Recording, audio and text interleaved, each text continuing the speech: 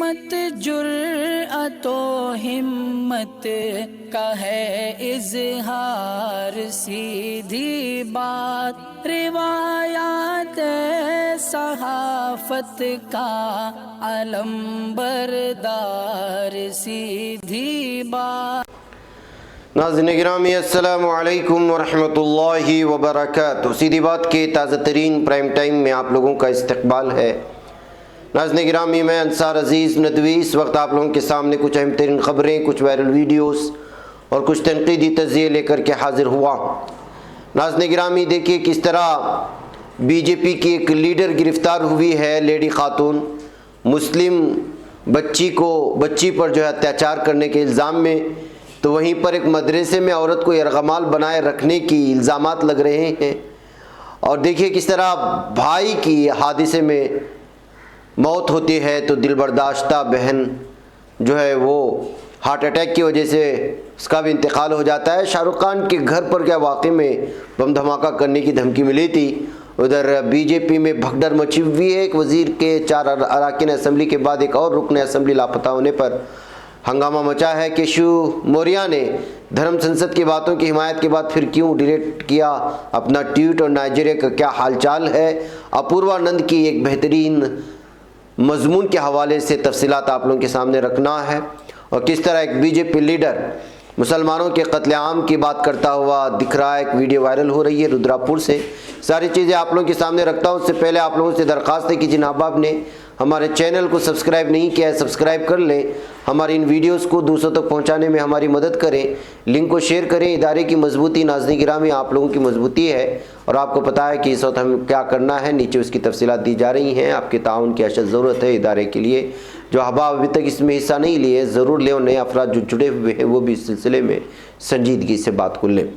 नाज़रीन गिरामी, आइए बात करते हैं मेरठ की। इस तस्वीर को इस वक्त देख रहे होंगे, ये एक हिंदू वाहिनी की लीडर है और बीजेपी की भी लीडर है, मीनाक्षी चौहान मेरठ पुलिस अफसरान के साथ खड़ी हुई है इस वक्त। दरअसल इसकी गिरफ्तारी की ये तस्वीर है। इस पर इल्ज़ाम लगा है कि एक मुस्लिम लड़की के ख़िलाफ़ इसने जो है लगातार न सिर्फ उस पर जो है जुल्म व तशद्दुद को अपनाया, बल्कि अत्याचार के मामले में इसको जो है गिरफ़्तार कर लिया गया है।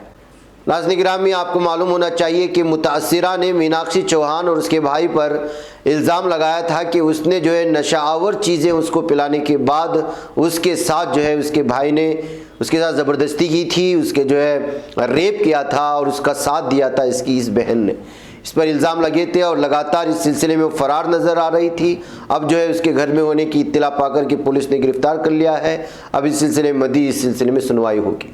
तो नाज़रीन गिरामी, किस तरह से मुस्लिम तालिबा को एक बहन के सामने एक भाई ने, और वो भी जो बीजेपी लीडर, और किस तरह से हिंदू वाहिनी की लीडर थी, वो जो है जराइम में मुलव्वस है, इससे आप अंदाज़ा लगा सकते हैं।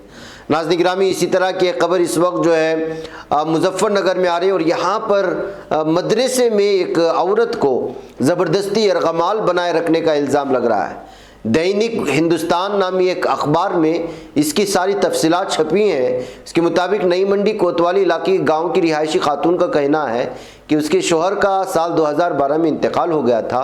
साल 2015 में जांसठ भट्टे पर काम करने गई थी। वहां उसकी मुलाकात मुलजिम अंसार साकिन काकड़ा से हुई। इल्ज़ाम है कि मुलजिम ने उसे अपने प्यार के जाल में फंसाकर ज़बरदस्ती मजहब तब्दील करने पर मजबूर किया। मुलजिम उसे ज़बरदस्ती अपने साथ मदरसा ले गया और यलगमार बना करके रखा गया। मुलजिम और उसके साथियों ने उसे ज़बरदस्ती वहाँ मजहब भी तब्दील कराने की बात कही है। इल्ज़ाम है कि मुलजिम उसके बच्चों को जान से मारने की भी धमकी देकर वापस झोंपड़ी में ले आया। मुलजिम उसके साथ जिनसी ज़्यादती करता रहा। इल्ज़ाम है कि अब मुलजिम उसके साथी असलम, फुरकान, शमीम, नफीस, आयदो और एक नामालूम गलत धंधे में धकेलने की कोशिश कर रहे थे। इसकी इत्तला हिंदू जागरण मंच के ज़िला सदर नरेंद्र पनवार को दी थी। उसके बाद जो है इस वक्त ये इल्ज़ामात लगे हैं। बेहकैफ नाज़रीन गिरामी, आपको मालूम है कि धर्म परिवर्तन के सिलसिले में और मदरसे में यरगमाल बनाए रखने के सिलसिले में ये सारी चीज़ें सच्चाई कहाँ तक है ये पुलिस सिलसिले में तहकीकात करेगी।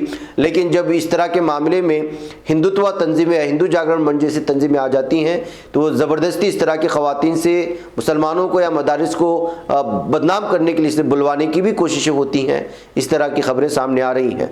ये बात अलग है कि पुलिस की जानिब से जो तहकीकात होगी वो बाद में आएगी, उसका जो बयान ऑफिशियली रिकॉर्ड होगा ख़वातीन का बाद है।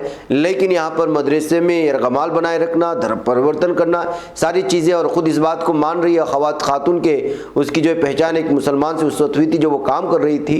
तो ये सारी चीज़ें सामने आने के बाद वाज़ेह हो जाता है कि जो है इस वक्त एक मखसूस तंजीम जो है इस मामले को बढ़ा चढ़ा करके पेश करके बदनाम करने की कोशिश कर रही है।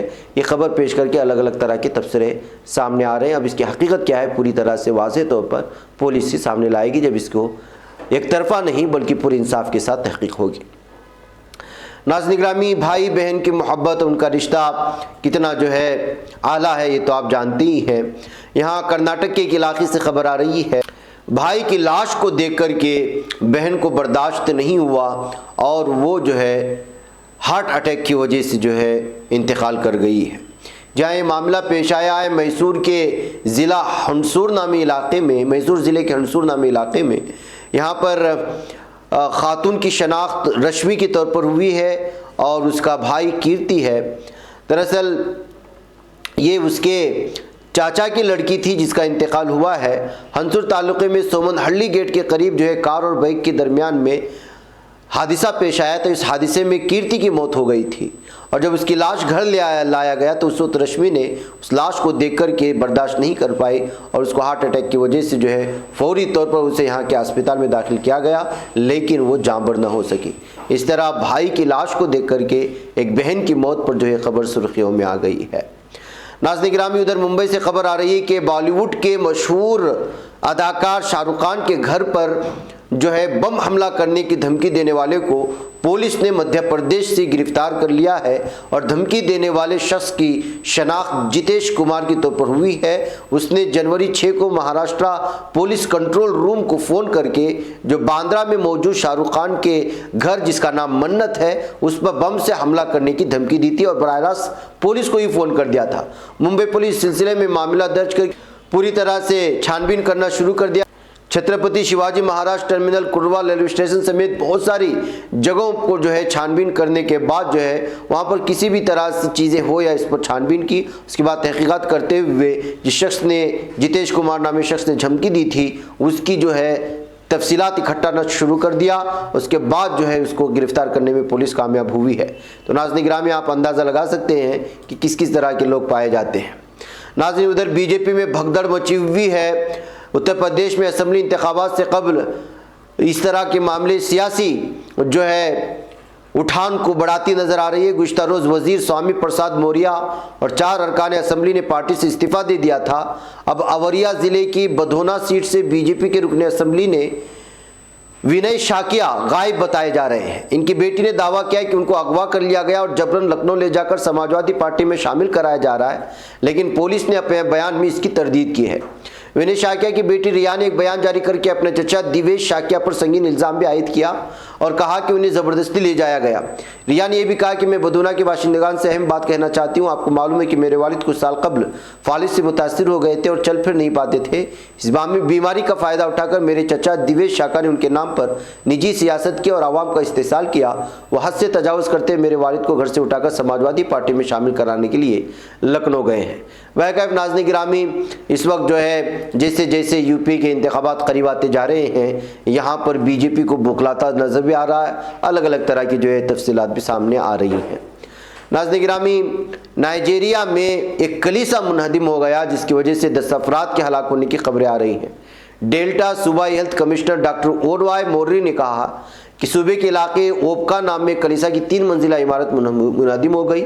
मोर्दी के मुताबिक मलबे तले दबे 10 अफराद की लाशें निकाली गई हैं। 8 अफराद को जिंदा बचा लिया गया है। इस तरह से नाज़रीन गिरामी, एक गिरजाघर यानी जिसको कलीसा भी कहा जाता है उसके मुनहदिम होने से ये खबर जो है पूरी तरह सुर्खियों में आ गई। अब हादसे के वक्त कलीसा में 50 से ज़ायद अफराद मौजूद थे। मज़ीद ज़ख्मियों की तादाद में इजाफा हो सकता है। ये जो है ऑफिशियल रिकॉर्ड बयान किया जा रहा है। नाज़रीन गिरामी, किस तरह से यूपी में इस वक्त हंगामा मचा है, जराइम पेशा अफराद किस तरह दिन दहाड़े गोलियां बरसाते हुए कॉलोनियों से गुजर जाते हैं उसकी मिसाल ये वीडियो है।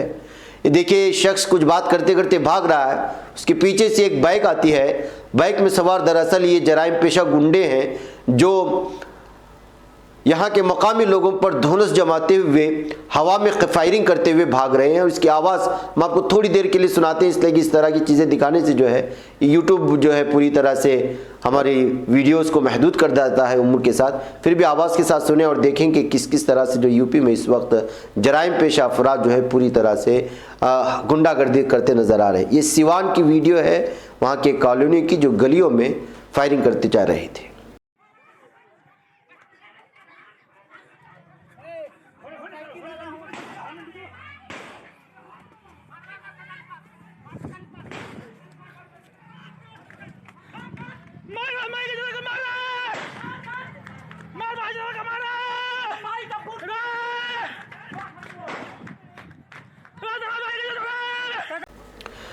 नाज़रीन गिरामी, एक तरफ ये हाल है जराइम पेशा अफराद की, वहीं पर बीजेपी एमएलए भी कुछ कम नज़र नहीं आ रहे, लेकिन बिलखुसूस वो अपनी गुंडागर्दी जो है मुसलमानों के खिलाफ दिखाते हैं। ये है बीजेपी एमएलए रुद्रपुर के, जो उत्तराखंड में आता है, राजकुमार ठकराल, जो बड़ी आवाज़ में उंगली दिखा दिखा करके बात कर रहे हैं। इसलिए कि आवाज़ के साथ हम नहीं सुना सकते। इसको वजह इसकी ये है कि इसमें जो है मुसलमानों के कत्लेआम की और मुसलमान की औलाद होने की और न जाने क्या क्या चीज़ें बयान की जा रही हैं। इस तरह की चीज़ों को यूट्यूब खुद बिलखुसूस हमें इजाज़त नहीं देता। इस वजह से इस वीडियो के हक़ाइक़ मैं आपको सामने रख देता हूँ। ये मुसलमानों के कत्लेआम की बात कर रहे हैं राजकुमार ठकुराल, और ये बाकायदा बीजेपी के इस वक्त सिटिंग एमएलए हैं और अलग अलग तरह से धमकियां देते हुए नजर आ रहे हैं मुसलमानों को। इससे बाद से वीडियो वायरल हो रही है, तो आप अंदाज़ा लगाएं कि क्या हालात बनाए जा रहे हैं, बनाने की कोशिशें हो रही हैं। और जहाँ जहाँ भी, और बिलखुसूस बीजेपी एमएलए वो कहीं चाहे किसी की भी हुक्मरानी हो, वो उनको सिर्फ़ और सिर्फ मुसलमानों के ख़िलाफ़ ही उनकी ज़बान चलती है और उनको धमकियाँ देते हैं।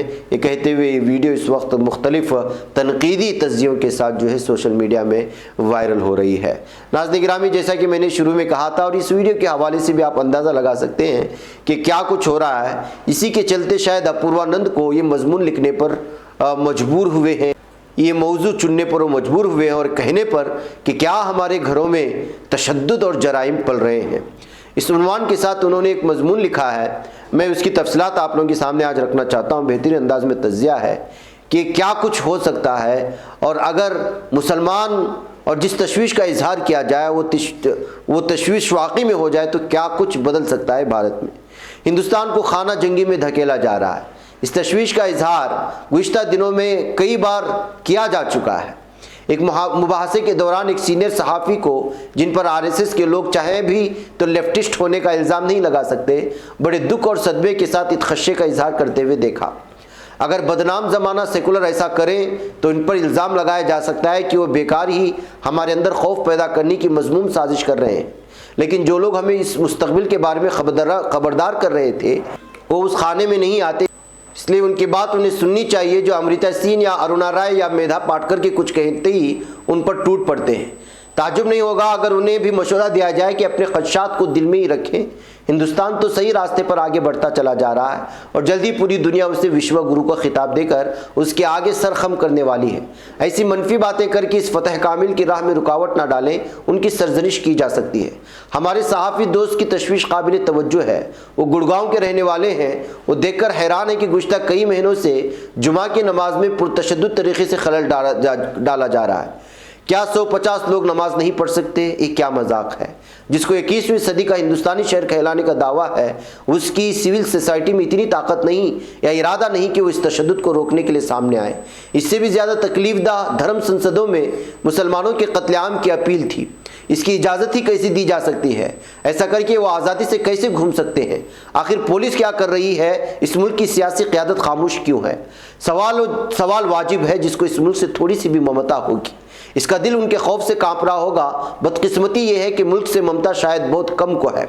इनमें से ज़्यादातर ऐसे हैं जो लोग अपने मुल्क को अपनी मिल्कियत समझते हैं। वो मुल्क या कौम की पूजा करते हैं, लेकिन वो है करोड़ों धड़कते दिलों और जहनों का नाम। ये एहसास उनमें शायद ही हो। अपने हमवतनों से हमदर्दी ही हुब्बुल वतनी है, ये समझना शायद बहुत मुश्किल हो गया है। ये ख्याल किया जाने लगा है कि सबको अपने चाबुक से चलाना और अपना दबदबा कायम करना ही जुर्रतमंदी है। इसे अगर हिंदुस्तान के बाहर का कोई पढ़े तो उसे लगेगा कि हिंदुस्तान की तमाम बरादरियों के लिए कहा जा रहा है। इसलिए वाज़ेह करना होगा कि तशद्दुद हिंदू समाज में जड़ पकड़ रहा है, या ये कहना दुरुस्त होगा कि इस तशद्दुद ने हिंदू समाज की अक्सरियत को इस कदर गिरफ्त में ले लिया है कि उसकी नजात मुश्किल ही दिखाई देती है। गुज़िश्ता चंद दहाइयों से उसे तशद्दुद की तरबियत दी जा रही है। बिलखुसूस मुसलमानों और ईसाइयों के खिलाफ नफरत का प्रचार इस माशरे में कोई 150 साल से किया जा रहा है। मुसलमान और ईसाई घुसपैठिए हैं, हिंदुओं की ज़मीन और उनके वसाइल पर उन्होंने कब्जा कर लिया है, हिंदुस्तान की सकाफत को उन्होंने मस्क कर दिया है, वो अपनी तादाद बढ़ाते जा रहे हैं। इसलिए मुसलमानों ईसाइयों को काबू करना ज़रूरी है। ये प्रोपेगेंडा राष्ट्रीय स्वयंसेवक संघ के पूरे निज़ाम के जरिए किया जा रहा है, जिसमें उसकी शाखाएं, उसके स्कूल और बहुत से इदारे शामिल हैं। तकरीबन 100 सालों से पूरे हिंदुस्तान में चलाया गया है। क्या हैरत कि हिंदू समाज का एक बड़ा तबका इस प्रोपेगेंडे के फंदे में गिरफ्तार है। हिंदुस्तान के नौआबादियाती दौर से निकलने और एक आईनी कौमी रियासत के तौर पर उसकी तश्कील के बाद से रियासत और माशरे के तमाम बाअसर ओहदों पर हिंदू ही रहे। वज़ीर आज़म के तौर पर एक मुसलमान का तस्वुर शेख चिल्ली की उड़ान है। आज तक हुए वज़राए आला में मुसलमान उंगलियों पर गिने जा सकते हैं। ज़्यादातर असम्बली पार्लिमानी हल्कों से नुमाइंदे हिंदू ही चुने गए। एडमिनिस्ट्रेशन हो या पुलिस या फौज, हिंदुओं का ही दबदबा रहा। अभी हम जात पात की बात नहीं कर रहे हैं, रियासती रसूमात में हिंदुआना रसूमात की पैरवी की जाती रही है। ज़्यादातर तालीमी इदारों और दीगर रियासती इदारों ने अपने लिए काबिल तकलीद कौल संस्कृत से ही लिए। इसके बावजूद ये प्रोपेगेंडा किया जाता रहा कि हिंदुस्तान से हिंदूपन गायब हो रहा है, इस पर इस्लामी और ईसाई रंग हावी हो रहा है और हिंदू इस पर यकीन करते रहे। ऐसे गैर महफूज और एहसास कमतरी में मुब्तला हिंदुओं की तादाद बढ़ती चली गई। इस मौजू पर बात की जा सकती है, उसका तज्जिया किया जा सकता है कि ऐसा क्यों हुआ, लेकिन सच ये है कि इस सनवियत पर हमने कभी ईमानदारी से बात नहीं की। यहाँ तक कि जो दानिश्वर सेकुलरिज्म को हिंदुस्तानी सकाफत के लिए ख़तरा करार देते रहे, उन्होंने भी ठहर कर गौर नहीं किया कि वो एक झूठ पर यकीन कर रहे थे और उसको नज़रिए में तब्दील कर रहे थे। इस प्रोपेगेंडे में छुपी या खुली मुस्लिम और ईसाई मुखालिफ नफरत को पुरतशद्दुद ही कहा जाएगा, लेकिन साल 2014 के बाद ये तशद्दुद जैसे इस माशरे के पोर पोर से फूट कर बह रहा है। लिहाजा कहना होगा कि हिंदुस्तान में हिंदू बरादरी में तशद्दुद और दीगर बरादरियों से नफरत का एहसास बढ़ गया है। गैर हिंदू बरादरियों के दरमियान हिंदू मुखालिफ नफरत के प्रोपेगेंडे की मिसालें नहीं मिलती हैं। ये नफरत तशद्दुद एक तरफा है। नफरत अंगेज प्रोपेगेंडा और पुरतशद्दुद हमला अफराद और बरादरियों पर हिंदू ग्रोहों की तरफ से किए जा रहे हैं। पूरे हिंदुस्तान में पुलिस अक्सर हमलावरों के साथ होती है और अदालतें हिंदू विजन को हिंदुस्तानी नजरिया नजर आती हैं। जैसा कि हमारे दोस्त ने कहा कि तशद्दुद अब हद पार कर रहा है। जिन पर तशद्दुद किया जा रहा है वो बरादरियां क्या कर रही हैं, क्या उन्होंने अपने दिफा का कोई तरीका सोचना भी शुरू किया है?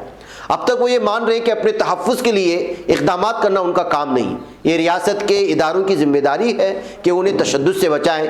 अभी तक वो पुलिस, इंतज़ामिया और अदालत से मायूस नहीं हुए हैं, हालांकि उनमें से किसी का भी रिकॉर्ड तसल्ली बख्श नहीं है।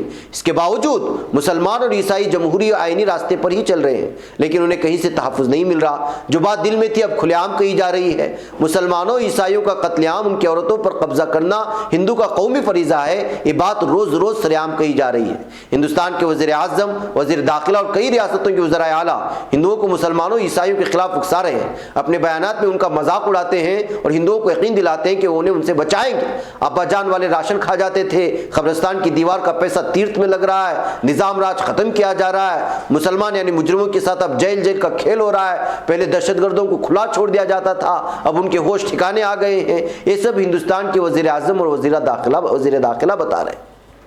वो किससे मुखातब हैं? ज़ाहिरी तौर पर हिंदुओं से। मुसलमान और ईसाई को रोज़ रोज़ नए और बेहुदा तरीक़ों से जलील किया जाता है। उसके साथ ही वो तशद्दुद का निशाना बनने के लिए मलऊन है। ऐसी हालत में उन्हें क्या करना चाहिए? अगर प्रेमचंद होते तो वो 100 साल पहले लिखी अपनी बात हमें याद दिलाते, कोई भी इज्जतदार कौम अपनी जिल्लत देर तक बर्दाश्त नहीं कर सकती, उसे करना नहीं चाहिए। लेकिन हिंदू ग्रुपों के तशद्दुद की अब तक कोई पुरतशद्दुद जवाबी कार्रवाई नहीं हुई है। फिर किस खाना जंगी की बात की जा रही है? हमारी दोस्त की तशवीश इस गड़बड़ी का पता चलता है जो कोई भले लोगों के सोचने के तरीके में है। उन्होंने कहा कि पूरी दुनिया में इस्लामी रेडिकलाइजेशन जारी है।